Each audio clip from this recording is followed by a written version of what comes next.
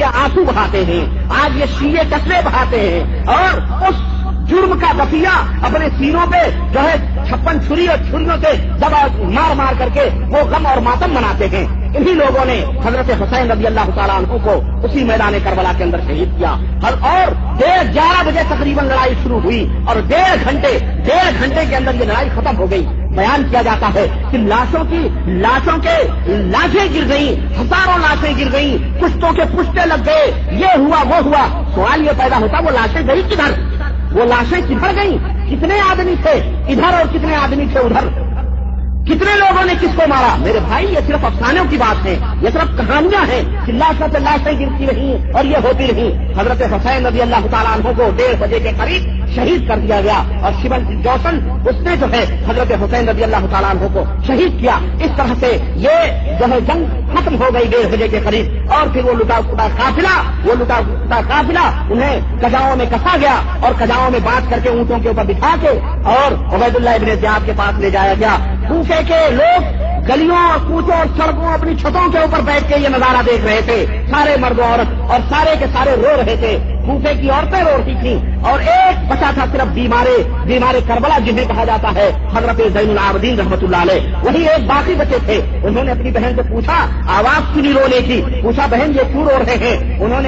بہن نے کہا کہ مننے یہ تیرے باپ کے شہید ہونے کے اوپر یہ لوگ رو رہے ہیں۔ حضرت زین العابدین رحمۃ اللہ علیہ نے کہا یہ تاریخی الفاظ ہیں، خود شیعوں کی کتابوں کے اندر یہ لفظ موجود ہے کہ جب انہوں نے یہ سنا کہ کوفے میرے باپ کی شہادت سے رو رہے ہیں تو انہوں نے پردستہ کہا اذن من قتلہ، اگر کوفیوں نے میرے باپ کو نہیں مارا تو آخر یہ بتاؤ کہ میرے باپ کا شہید کرنے والا اور کون ہے؟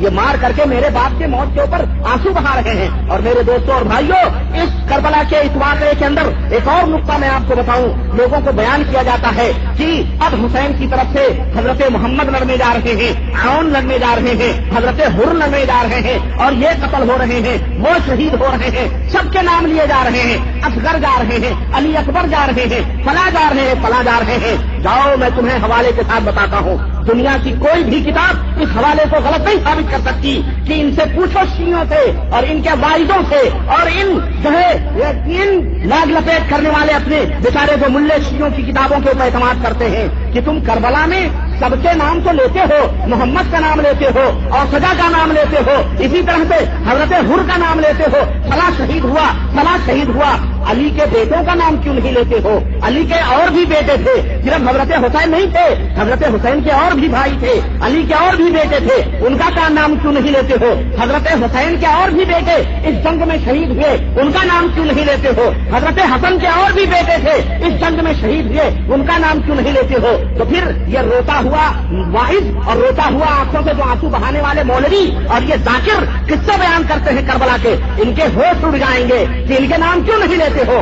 آؤ مسلمانوں، میں تمہیں بتاتا ہوں کہ حضرت علی رضی اللہ تعالیٰ عنہ کے اور بیٹوں کا نام نہیں لیا جاتا، علی اصغر، علی اکبر، علی اصغر، علی اکبر ہی کا نام لیا جاتا ہے بس۔ یہ اکبر اصغر کیا ہے؟ یہ ان کے نام دیے ہوئے ہیں، یہ شیعوں نے نام دیے ہیں اصغر اور اکبر، ورنہ ان کے نام کیا تھے؟ آؤ میں تاریخ کے حوالے سے بتاتا ہوں۔ حضرت علی رضی اللہ تعالیٰ عنہ کا جو بیٹا حضرت حسین کے ساتھ شہید ہوا اس کا نام ابو بکر تھا، دوسرا بیٹا جو حضرت حسین کے ساتھ شہید ہوا اس کا نام عمر تھا، تیسرا بیٹا جو حضرت علی کا شہید ہوا اس کا نام عثمان تھا۔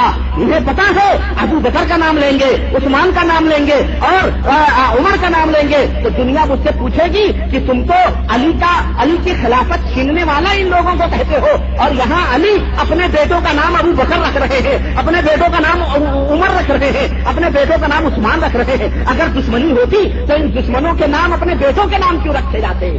یہ اس لیے اس کو چھپا دے علی اصغر علی اکبر، اور آگے بڑھو حضرت حسین کے بیٹوں کا نام لیا جا رہا ہے، انہیں بھی اصغر اکبر کے اوپر ٹال دیا جاتا ہے۔ ان سے پوچھو حسین کا سب سے پہلا بیٹا جو اس میدان کربلا کے اندر شہید ہوا اس کا بھی نام ابو بکر تھا، دوسرا بیٹا اس کا بھی نام عمر تھا، تیسرا بیٹا اس کا بھی نام عثمان تھا۔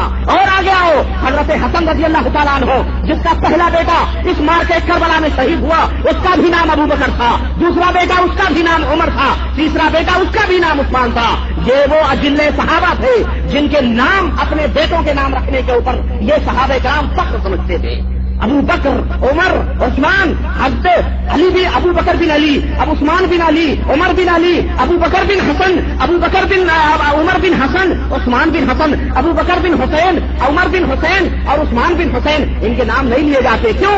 انہیں چھپایا جاتا ہے، بتایا جاتا ہے. کہتے ہیں کہ انہوں نے خلافت چھین لی، انہوں نے حضرت حسین کو شہید کر دیا گیا. حسین کی شہادت کے ذمہ دار بھی یہی ابو بکر، عمر اور عثمان ہیں. ہم نے کہا یہ کیسے ذمہ دار ہیں؟ 40-50 سال پہلے یہ بیچارے جو ہے دنیا سے رخصت ہو گئے. آج تم اپنی مجلسوں میں جب واز کرتے ہو تو ان کو گالیاں دیتے ہو، ان کے اوپر تبرے کرتے ہو، انہیں مطعون قرار دیتے ہو، انہیں کافر تک کہتے ہو. مردود ہو، آخرکار ان کا کیا تعلق ہے حسین کی شہادت میں؟ کہتے ہیں کہ اصل میں ان لوگوں نے علی کی خلافت چھین لی تھی. اگر یہ علی کی خلافت نہ چھینتے، اگر یہ علی کی خلافت نہ چھینتے تو یزید خلیفہ نہ ہوتا، اور یزید خلیفہ نہ ہوتا تو حضرت حسین کی شہادت نہ ہوتی. یہ ایسے ہی ہے جیسے کسی شاعر نے کہا تھا کہ مگس کو باغ میں جانے نہ دینا، مگس کو باغ میں جانے نہ دینا کہ وہاں خون پروانے کا ہوگا. مگس کہتے ہیں شہد کی مکھی کو، کہاں سے دور کی کوڑی لائی، شہد کی مکھی کو باغ میں نہیں جانے دینا ورنہ یہ شمع کے جو پروانے ہیں یہ ختم ہو جائیں گے. کسی نے پوچھا یہ کیسے؟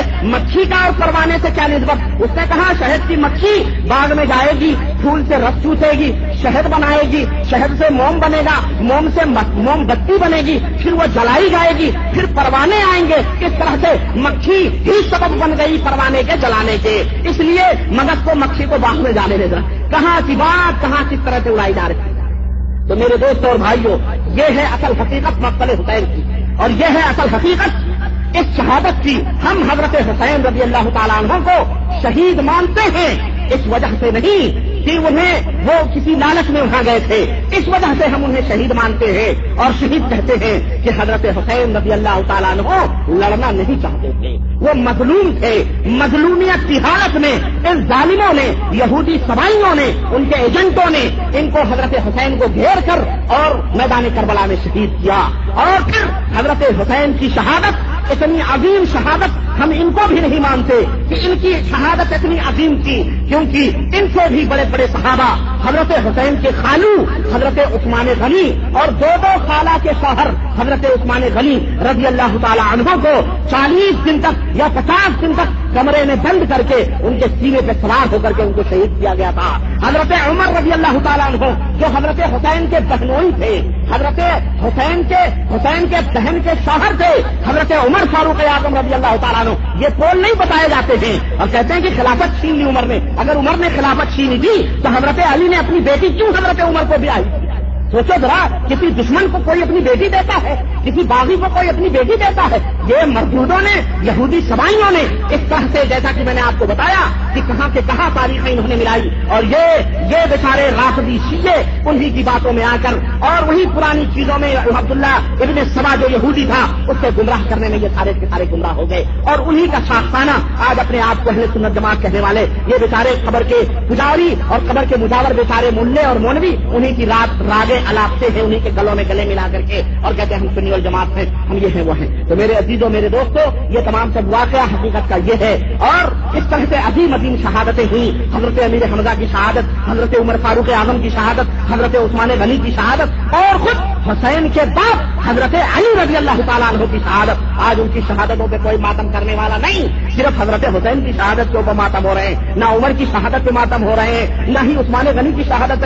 کیوں؟ آخرکار اصل چیز یہی ہے کہ یہ وہ گمراہ لوگ ہیں، یہ لوگ خبیث لوگ ہیں جو یہودی ہیں. ان عظیم عظیم صحابی یہودیوں کو معلوم تھا عمر نے ہمیں باہر کروایا، حجاز کی سرزمین سے مار پیٹ کر کے کسی طرح سے ہم کو باہر کروایا. اب عمر سے لان تان کروانے کے لیے کوئی ایسا گروہ تیار کیا جائے، کوئی ایسی جماعت تیار کی جائے. تب یہ رافضی شیعوں کی جماعت ان یہودیوں نے تیار کی جو حضرت عمر کو برسر اسٹیج گالی دیتے ہیں، حضرت ابو بکر کو گالی دیتے ہیں، حضرت عثمان غنی کو گالی دیتے ہیں، ازواج مطہرات کو یہ خبیث گالی دیتے ہیں. اللہ تبارک تعالیٰ ان سب کے اوپر لعنت فرمائے، اللہ تبارک تعالیٰ ان سب کے اوپر لعنت فرمائے جو ان صحابہ کرام رضوان اللہ علیہم اجمعین کے اوپر تبرئ اور تان کرتے ہیں. انشاءاللہ قیامت کے دن اللہ وحدہ لا شریک ان سے حساب و کتاب لے گا. میرے